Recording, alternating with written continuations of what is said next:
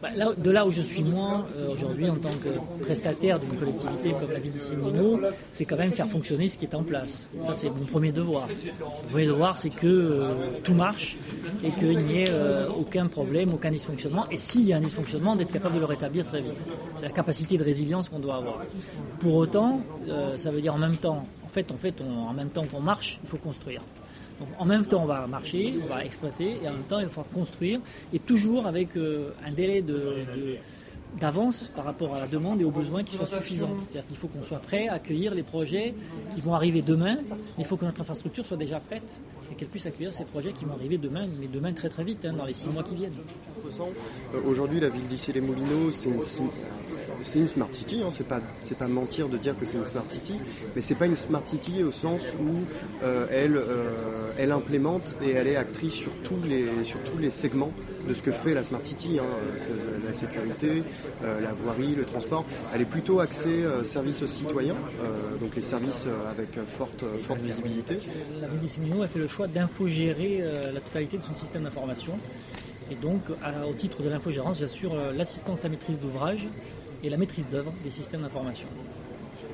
En fait, tous les systèmes d'information au sens large du terme, donc tout ce qui est par vocation numérique, est couvert dans le périmètre des systèmes d'information. Donc ça va être bien sûr toutes les ressources d'impression, la téléphonie, tous les systèmes multimédia qui sont mis à disposition des équipements de la ville.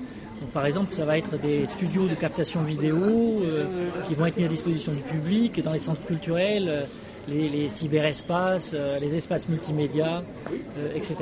Le service d'ailleurs s'appelle plus DSI, puisque c'est un service externalisé. Le service s'appelle en fait le service de la ville numérique. Vous savez, c'est très visuel, hein, c'est des services qui... il y a une partie service rendu, parce qu'une collectivité, c'est les clients, c'est les citoyens et les administrés. Et il y a une partie politique, hein. Vous savez, on est dans un monde où on veut tout de suite, on parle d'uberiser la société, c'est-à-dire qu'on veut tout de suite, on veut pouvoir l'avoir, pouvoir y souscrire sans se déplacer d'une manière complètement digitalisée. Mais dans les contraintes classiques de l'ouverture, c'est-à-dire qu'on est dans un système informatique, on part d'un système au départ très métier, très fermé, très orienté métier, avec des applications et des utilisateurs maîtrisés, et on va vers un système d'information extrêmement ouvert, où les utilisateurs ne sont même pas connus. Donc on a une multiplication effectivement des problématiques de sécurité, pas seulement des risques, mais des problématiques de sécurité, y compris dans le domaine de la préservation des données personnelles, etc. Moi, j'assure l'assistance à la maîtrise d'ouvrage et la maîtrise d'œuvre, et ensuite il y a en fait 2 infogérants principaux, plus après un certain nombre de prestataires, éditeurs de solutions, intégrateurs ou mainteneurs. Mais il y a un infogérant des systèmes informatiques, réseau télécom et sécurité, qui est SPI Communication, et un infogérant éditique qui est aujourd'hui Canon Business Service, qui assure en fait toute la partie éditique, donc toute la repro, le centre de reprographie par exemple, et avec du personnel Canon Business Service. Les moyens matériels, les copieurs, etc. et les imprimantes sont gérés par eux. D'ailleurs, on a développé un mécanisme d'impression sécurisée, puisque pour retirer ces impressions sur les copieurs, on va s'identifier avec un badge. Il n'y a aucune copie qui peut sortir sans être identifiée. Donc effectivement, c'est des problématiques qui sont prises en compte. En fait, nous, ce qui nous intéresse, c'est pas une fois qu'un projet est lancé, et posé et qu'il a démarré, de se dire tiens, maintenant on va régler les problèmes de sécurité.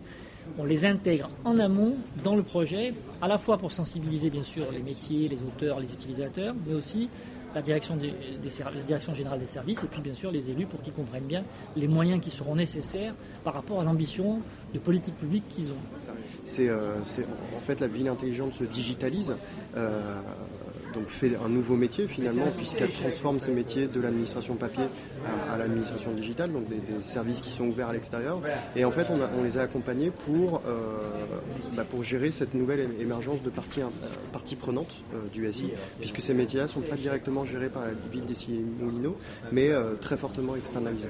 Donc c'est comment s'assurer que déjà aujourd'hui sur notre activité, on est en capacité de sécuriser et de maîtriser ceux qui se connectent sur le SI, et demain être tranquillisé sur le fait que les nouvelles applications ou les nouveaux métiers rentrent dans ce cadre-là. Donc c'est industrialiser tout ça, préparer un socle pour tranquilliser le lendemain.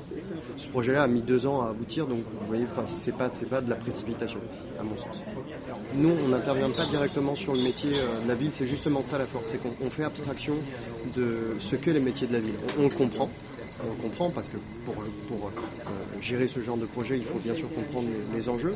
Mais en fait, le cadre du projet, c'est de dicter une nouvelle politique d'accès distant et préparer un socle qui puisse les accueillir tous, en faisant abstraction de la typologie de l'application qu'on intègre. Par exemple, pour moi, ça veut dire qu'effectivement, il faut une grande sensibilité sur les sites un peu distants. C'est-à-dire les endroits qui sont un peu éloignés, un peu isolés, qu'on a tendance peut-être à considérer comme étant moins primordiaux parce qu'ils ne sont pas au cœur de notre système d'information. Ils sont dans la périphérie, mais à un moment donné, ils accèdent. Et donc, il faut faire attention à la sécurité de ces sites-là. Par exemple, vous voyez, c'est ce genre de choses qu'on vient comprendre.